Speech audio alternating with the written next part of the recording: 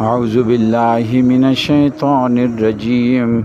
بسم الله الرحمن الرحيم وإلى ثمود أخاهم صالحا قال يا قوم اعبدوا الله ما لكم من إله غيره هو أنشأكم من الأرض واستعمركم فيها فاستغفروه ثم توبوا إليه إن ربي قريب مجيب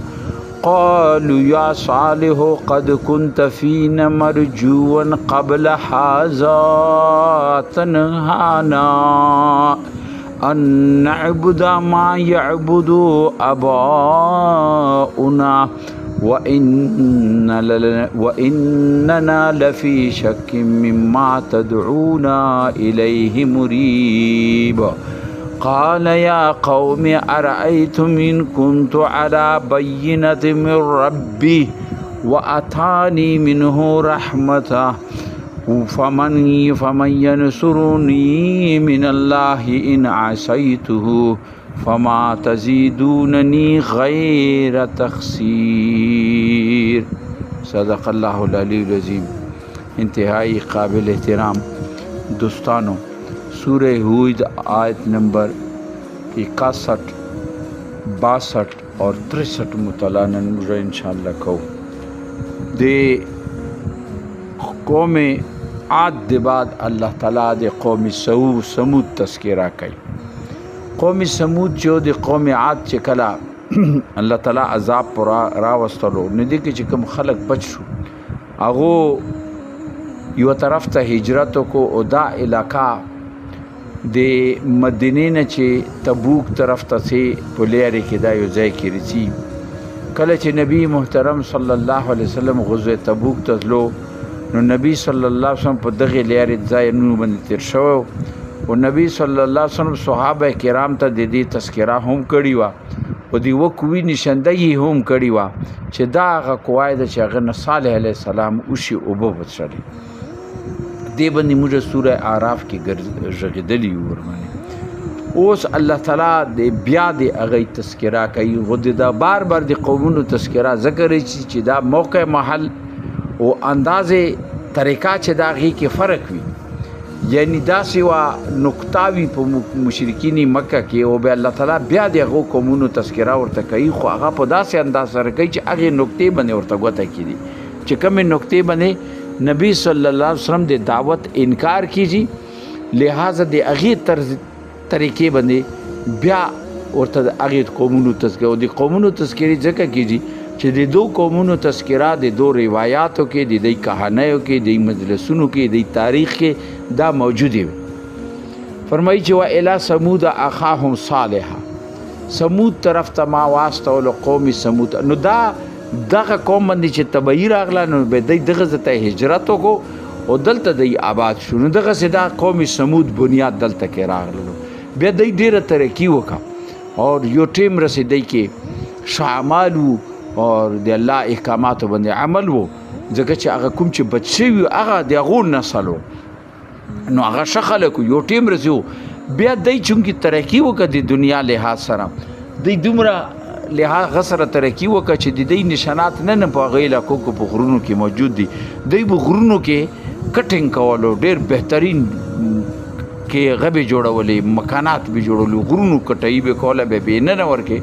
مکانات جوړولو ډېر زبردست او حیرانګي و چې دې ته قوت او طاقت څومره او ډېر زبردست انداز سره. نو دا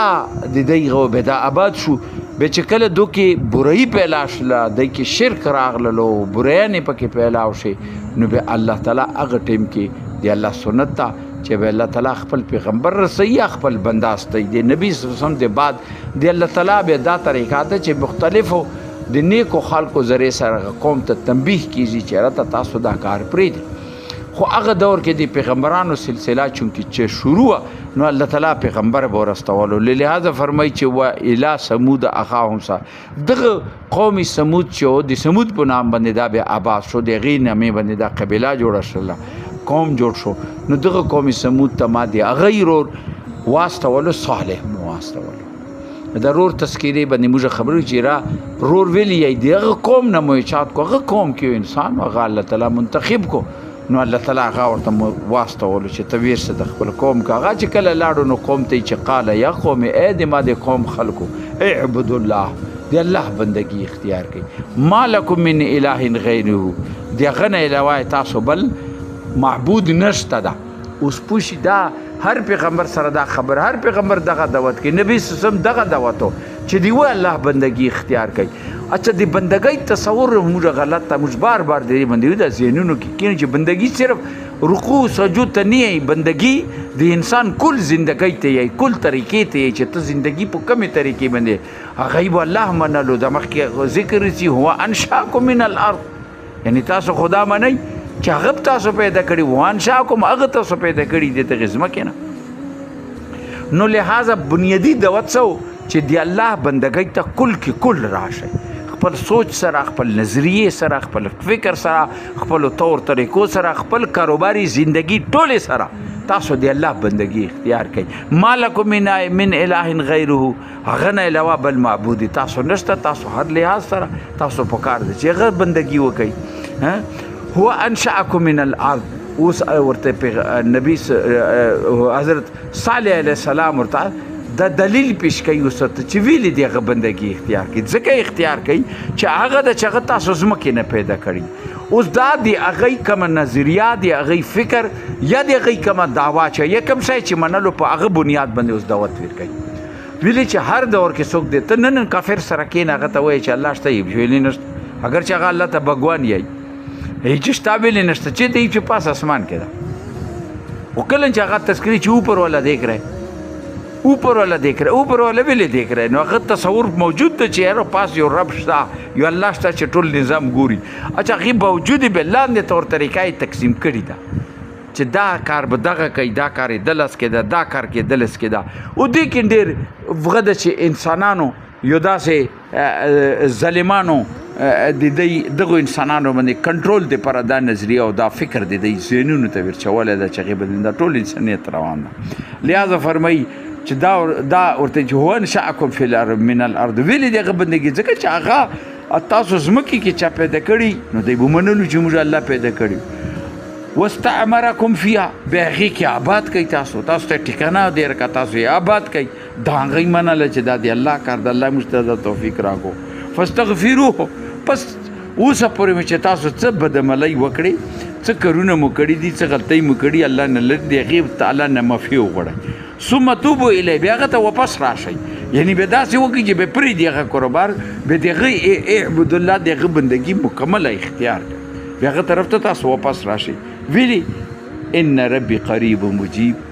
زموږ رب چې ده دا ډېر قریب ده نږدې ده مجیب دوا قبلونې والا ده چې دا ډېره هلکه دوه الفاظ دي خو دې کې پوره د شرک کومه فلسفه چې ده هغه په دې کې موجوده ده او د شرک کوم تاریخ چې ده هغه په موجوده ده شرک کومه نظریه ده هغه په دې کې موجوده شرک صرف دې ته دی چې بت ته سجده وکړه موږ بار بار صرف دې شرک دې ته هم یایي چې ته د خپل نفس غلام یې نفس درته چې دا وکړه ته هغه کوي نفس درته دا وکړه ته هغه کوي نفس درته دا ما کوه ته هغه نه کوي بس ته د نفس غلام یې تا نفس نه شرک جوړ کړی ده مور پلار درته خاندان درته بال بچ درته چې دا کار ورته وکړه ته هغه کار ورته کوي دا نه ګورې چې دا ټیک ته وکړه غلط ته ته د هغو غلام یې هغه دې ته خدایان جوړ دي ته قوم درته ته هغه خدایان جوړ کړی قوم د نظریه ده یو قانون باندې لګیا روانې دا پته نه کوي چې دې کې زه ته کم قانون طور طریقې دي دا د الله احکاماتو په مطابق دي که نه دي دا هغه غټ شرک دغه ده دا بوتانو ولا وړي که شرک ته دا کله کله هم انسان ته سمجھ ویر شي خو دغه کې چې انسان مبتلا شي دین نه بچ کیږي نو لہذا به دغه شرک دا ویلې جوړ شوی ده د دې وجوهات دا دي چې د الله کوم تصور چې دغه خلکو ته چا ور کړی که د جهالت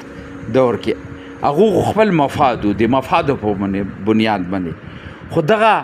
د انسانانو په دماغ کې یوه خبره دنیا لحاظ سره ورته کینې ډېر تا ته به اکثر بیشتر موږ ته مخې ته بعضې خلک دا وایي د کوم چې داسې نظریه لري چې ګوره الله ته نشي رسېدی بیا هغې مثال ورکړي چې ګوره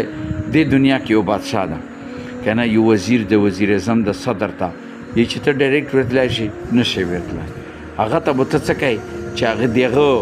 به کوم خاص خلک یې هغه به لټوي یا به سټپ بای سټپ پیاله وړه ته بیا غټ ته بیا بغت ته بیا بد ته بیا بل ته بیا به د هغه کوم چوبدار چې وي کوم د لیدوري هټو بچولی وي هغه سره نږدو کینی پسې بیا به غاله غوندې خوشحالایې هغو ته به څه ورکوې څه مال به ورکوې بیا به هغه بنیاد باندې تا خبره یې نه رسوي بیا چې کله هغه قایل شي نو دې وجې نه به بیا تا ته هغه د ملاقات آواز وکړي چې او ملاقات ته اوس راشه چې دنیا کې داسې دي که نه دي نو یقینا دي ویلې چې دنیا نظام خو هغسې نه ده نو دنیا کې خو هر چا خپلې خدایانې جوړې کړي دي اچھا د نظام په بنیاد باندې انسانانو ته دا تصور ورکړل شوی ده چې الله ډېر لرې ده الله ته رسوي د چا حضرت د چا پیر د چا ولی چا پلنکي چا ډنګړي چا ده چا ده لمن مناسب به ته الله رسي دا خو یو تصور شو د مذهبي انداز سره خو دغه تصور د دنیا لحاظ سره انسانانو کې موجود ده چې ګوره موږ دا کارونه نشو کولی اوس مخکې مجیب چې لفظ ورسره د هغه په ده بنیاد پهله خو دا خبره دلته کوي چې ګوره رب چې دا اوس دا صالح علیه السلام خپل قوم ته یایي چې تاسو توبه وباسئ تاسو استغفار وکئ او توبه شئ یعنی پلٹ کې واپس آ جاؤ اپنے رب کے طرف یعنی رب ته واپس راشئ ویلې چې ما رب ډېر قریب ده او نږدو ده دې ته پر هیڅ فرض ضرورت نشته ده فوراً تاسو خبر اوري او قرآن کې وځي نحن اقرب الیه من حبل الورید سورې قاف کې چې موږ چې الله یایي چې زه خو تاسو د شرک نه هم قریب یم خو ځای کې یو ځای کې یایي چې تاسو چې کله خبره کوئ زه هغه اورم جواب یې تېر کوم نو مخکې یایي مجیب هغه د تاسو د فریاد اورېدنې والا ده تاسو د دعا اورېدنې والا ده مجیب و جواب درکونې والا ده یعنی صرف اورېدنې والا نه ده بلکې جواب هم درکونې والا ده څه چې غواړي هغه هم درکوي تاسو د دنیا خدایان جوړ کړي چې دا به ماته راکړي ده نه غواړي الله نه غواړي او دغه بنیاد باندې الله نه لرې شوي وي او ده ته نږدې شوي دغه بنیاد باندې د الله احکامات پرېږدئ او د دغه حکمونه منئ چې تاسو دا تصور جوړ ته چې دا به مشترکوي موږ فریاد دا اوري ما ته ګلۍ دا جوړوي ما ته بجلی دا لګوي ما ته ګیس دا لګوي ما ته روډ دا جوړوي ما ته وغیره وغیره د دنیا لحاظ سره نن زمانې کې موږ دغه تصور د هغو پسې منډې وایي او چې هغوی څه هم کوي موږ ورته چې ټیک ته چې هغوی څه هم کوي موږ ورته چې ټیک ویلې چې موږ خو دا امیدونه ورسره تړلي دي موږ دا توقعات ورسره تړلي دي هغه بنیاد باندې موږ باندې مصیبتونه دي نو خپل اواز ته نه وي چتېږو خپل حق ته پره نه وي چتېږو نن دنیا ټوله یو نظام مسلط ده په دغو خلکو باندې او هغو دغو خلکو مسلط کړی ویلې چې هغه یې تا وینه لګیا ده چې په مختلف شکل باندې تا هغه مقام یې کړی ده هغه مقام باندې هغه ناسته اوس هغه پیر صاحب ده حضرت صاحب ده لوی ولی صاحب ده لوی خنکۍ و دغه ته دا نظرني دي چې ویرړې او هغه ته ویل چې مه کوې دا خپل صلیتونه دا خپل وخت او تا هغه په هغو په هغه کې لګیا نو لہذا یې فرمایي الله چې صالح علیه السلام ورته چې هغه ته واپس ان ربي قریب مجیب یقینا چې ما رب چې دا هغه ډېر قریب ده نږدې ده زیات بس چې تا آواز وکړي هغه به ته آواز واوري او مجیب و تاسو مره قریب ده چې هغه تا آواز ته جواب ورکړي او مجیب د ده لحاظ سره چې ځبنو ډېرو خلکو ته خو به سوال وکړي اوري نه که منظورېږي نه زمانه تېره شي چې دومره زمانه شاه چې ما یو کاس مو لیدلو دا دی هغه اورس ته روانو دی بل ژڼی غوندې و تقریبا یو 30 سال عمر یو په سکل باندې د پنجاب نه وړو نو هغه ورنه پوښتنه وکړه چې ویچ نو زه خو ډېر زمانې نه داسې رنګ و پلار و پلان کای ډنګړی بېنظیري طرف ته به زه تلم و داسې بیا هغه ورنه اچانک سوال وکړي چې تا ته څه شی وایي چې نه اوس پرې خو هېڅ نه دي خو اوس موږ دا توقع ده چې بلال به موږ سره کوي دا انسان دا تصور ده ما ته خندا راغله دا اوس ګوره مورې نه که بیا زمانه تېره شو نن هغه طرف ته تاسو توقع ده چې بای دا به یې راکړي راته څه سوال وکړو ډېر ستر